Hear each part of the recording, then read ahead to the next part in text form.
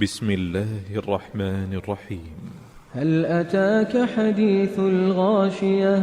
وجوه يومئذ خاشعة عاملة ناصبة تصلى نارا حامية تسقى من عين آنية ليس لهم طعام إلا من ضريع لا يسمن ولا يغني من جوع وجوه يومئذ ناعمة لسعيها راضية في جنة عالية لا تسمع فيها لاغية فيها عين جارية فيها سرر مرفوعة وأكواب موضوعة ونمارق مصفوفة وزرابي مبثوثة أفلا ينظرون إلى الإبل كيف خلقت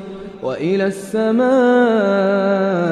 كيف رفعت وإلى الجبال كيف نصبت وإلى الأرض كيف سطحت فذكر إنما أنت مذكر لست عليهم بمسيطر إلا من تولى وكفر فيعذبه الله العذاب الأكبر إن إلينا إيابهم ثم إن علينا حسابهم.